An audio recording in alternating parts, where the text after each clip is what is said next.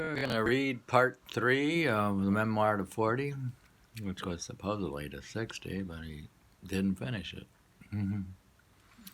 When's he going to finish it? Here is the bits that are left, a few crumbs. We have tuka here, coffee. That's all that's left there. All right, we'll get to work if you haven't finished it. Part 3, we have a few stories, I suppose, due to the Protestant work ethic. Maybe that's why I didn't finish it. Due to the Protestant work ethic, being a farmer, they just worked until death. Normally, you wouldn't write your autobiography, dear. You just work until you're dead. There's my father, my family.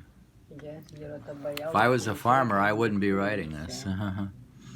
When death came, there was no time left. Your accomplishment was measured by the acreage of farms you had left behind.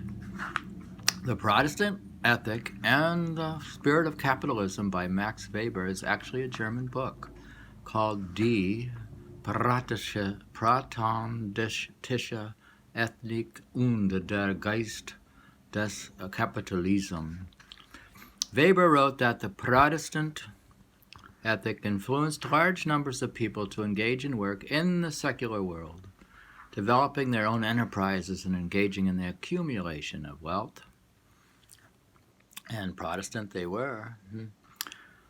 Now there is a story. Remember how we went to Hadley and we went to see Emily Dickinson's house, and we figured out that I was related to Thankful Smith, who's a cousin of Emily Dickinson, and even Daniel Webster is my relative. And then there's the story of Phillip Smith, who is my ancestor in half-hanged Mary in old New England of Hadley, Massachusetts.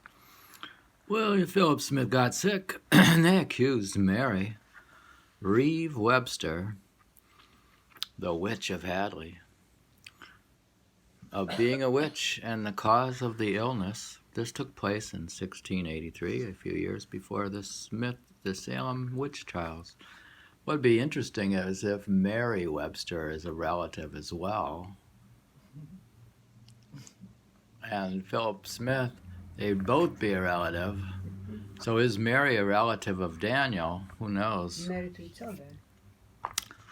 One of Mary Webster's descendants is the now well-known Canadian novelist and poet Margaret Atwood, who wrote a poem, Half-Hanged Mary, about her notorious ancestor in one of her most popular novels, The Handmaid's Tale, is dedicated to her. We haven't read The Handmaid's Tale. Is that a novel? The poem has also been made into several stage productions. Interpretation of Atwood's poem is in sections. Here's the poem.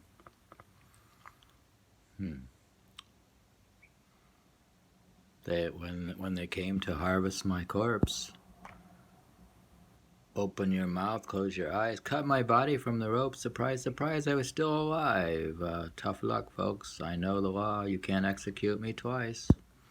For the same thing, how nice. I fell to the clover, breathed it in, and bared my teeth at them.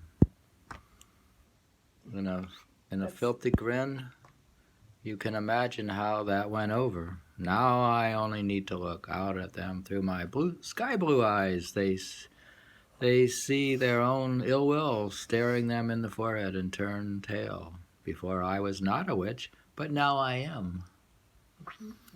They tried her as a witch. Yeah. Interesting poem.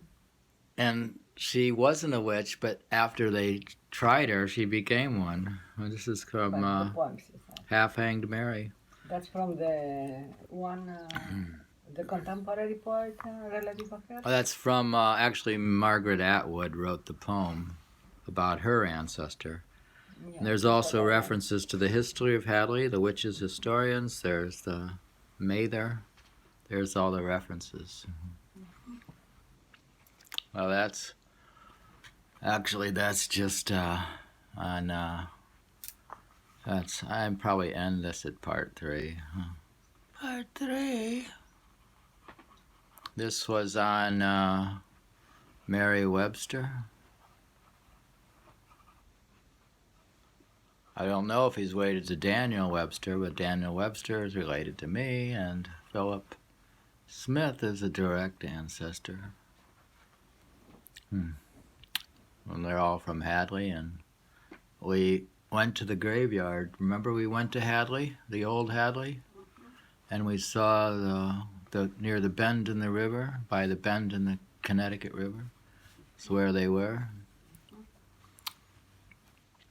And we read the poem Half-Hanged Mary by Margaret Atwood, which I never read, The Handmaid's Tale. She's a Canadian novelist. What was her last name? Atwood. She sounds familiar, like she's famous.